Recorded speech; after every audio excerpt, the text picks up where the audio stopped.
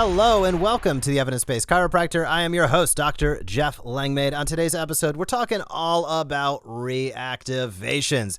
This is a critical part of scaling a chiropractic practice. You have to be able to consistently communicate with the people you've already built relationships with and drive, ultimately, a consistent amount of reactivations onto your schedule so that you can grow over time. I want to share with you some of what we've learned about this process, as well as the number one way to drive reactivations week in and week out for your practice on today's episode.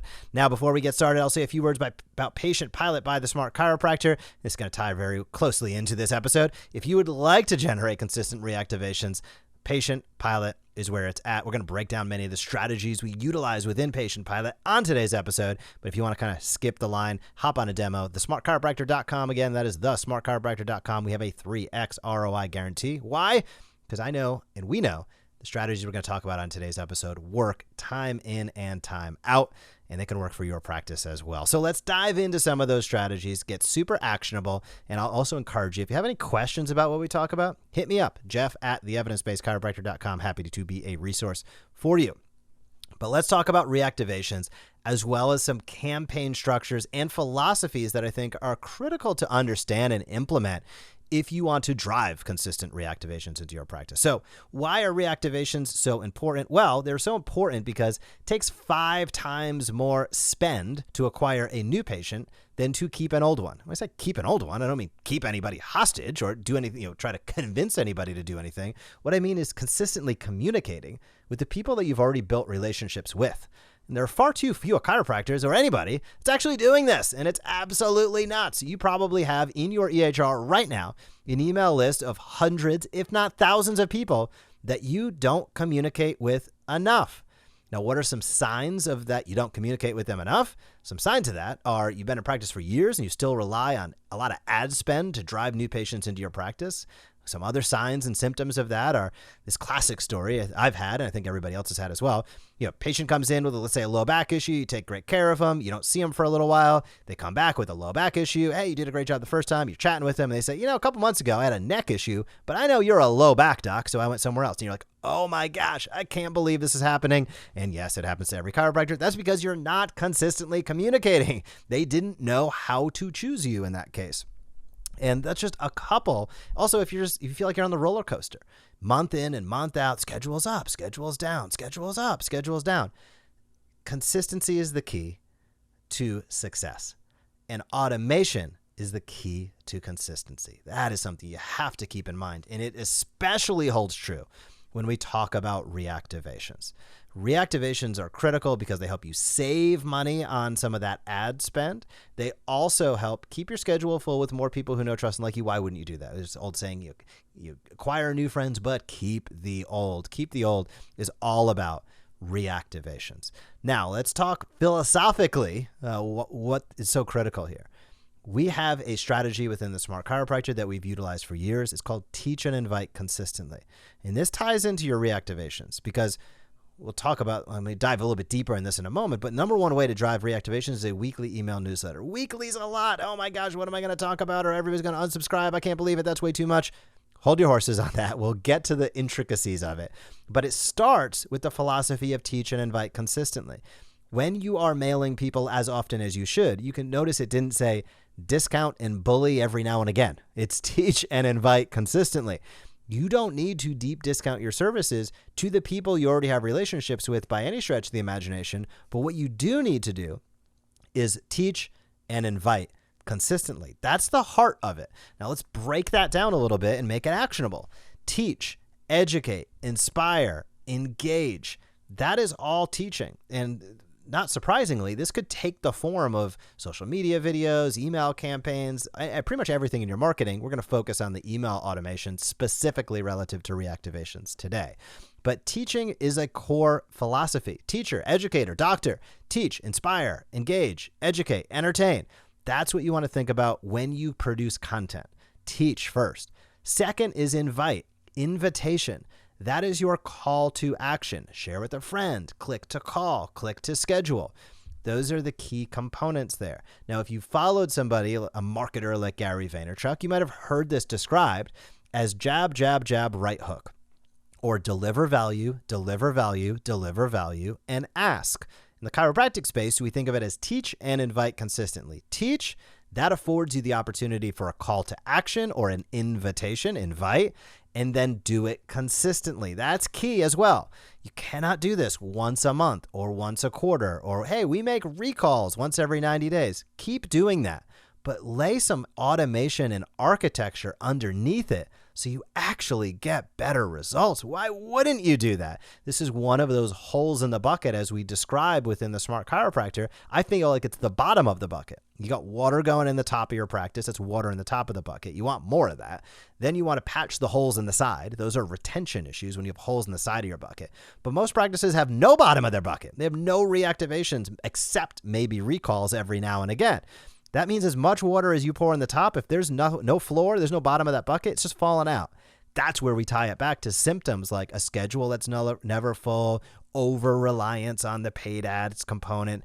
Those are all symptoms of having huge holes in your bucket.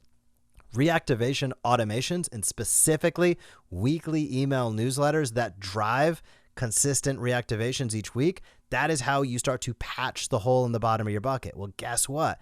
That means the bucket gets more full with water. The other side of this coin is when you do that, you can rely less on paid ads. You don't need as many new patients, and you start to see your schedule remain much more full than if you're not doing it at all. And I've talked on stage and I've jokingly said, like, what's the alternative? Just to not do it? It just, it doesn't make any sense. Like, this is a time-tested and proven strategy, not only teach and invite, but the weekly component. And when I say it's time-tested and proven, I'll just use our own experience. We work with over 300 practices. We send about 1.25 million emails per month.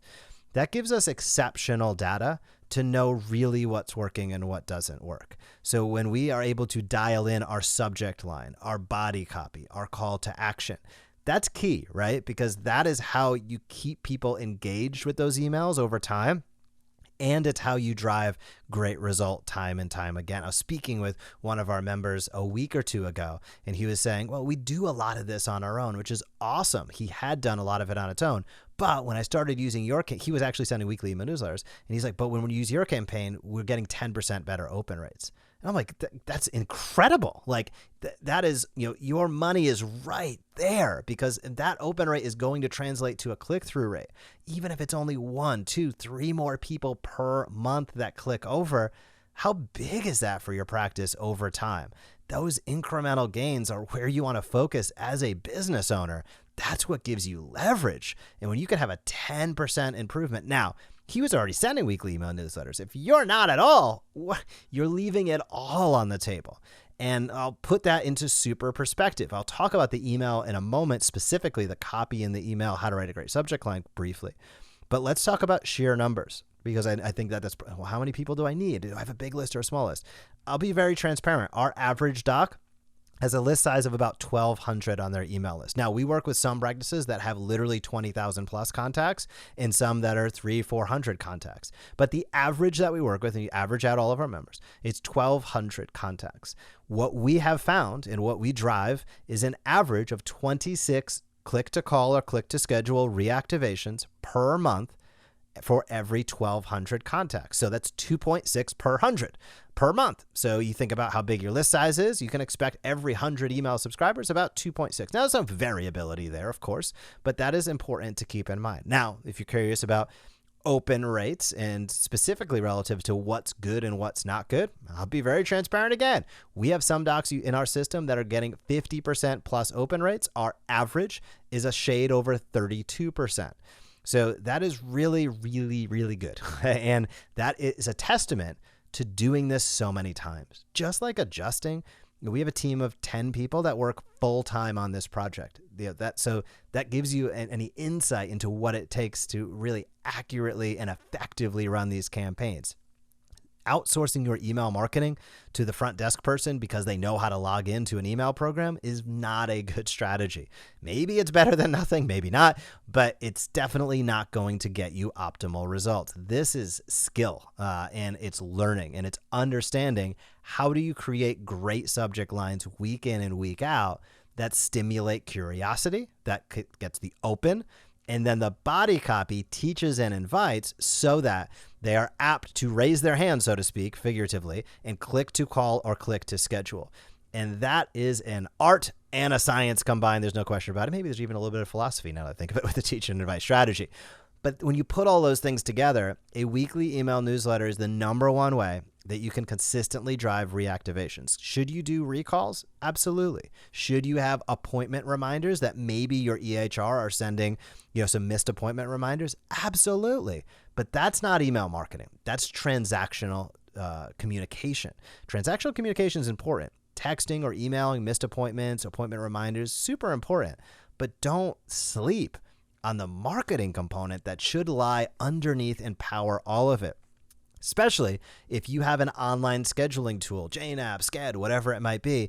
There are so many online schedulers. Like, you want to drive traffic to those schedulers. That's what we do. These are complementary. What we do and what an email campaign is it's complementary to text. It's not competitive. It's complementary. It makes that work better. If you have an online scheduler, email marketing makes it work better. Why? Because now you're driving traffic to it, which is how people schedule, of course. So that is a critical component. And that is why weekly email newsletters, bar none, are the best thing you can do for your practice to consistently drive reactivations onto your schedule. And when done well, these are welcomed. Now, let's talk about unsubscribes, because sometimes it's like, gosh, that's a lot. It is kind of a lot. It's a lot to create on your own if you're trying to do it. But I can tell you right now, I've jokingly said this to a few audiences from the stage, but I'll say it now as well. One email a year is too much if it is a total piece of you-know-what. It's just too much, right? One email a day is not enough if it actually enhances your life. I have plenty of email lists that I subscribe to, and I get once a day emails, and I love it. I get some emails I get once a year, and I'm like, oh my gosh, this is terrible, and I unsubscribe. So first, we have discovered that a weekly cadence makes the most sense for a healthcare practice. We've tested this outside of chiropractic as well, but it's chiropractic falls right in line with it. For chiropractors, a weekly email newsletter is the best cadence. It gives you the most benefit and is not too much. Additionally, a weekly email newsletter, actually, if you've been sending monthly or quarterly and you're concerned, a weekly email newsletter, ironically or not ironically when you really know the business, actually drives higher click-throughs and higher engagement than only sending monthly or quarterly when done properly. So you actually get added benefit. It's 1 + 1 = 11, not 1 + 1 = 2 when you start sending weekly. The other component to that is your unsubscribes. So it's two facets of this. There is a normal unsubscribe rate that is normal, it's healthy, and it cleans the list.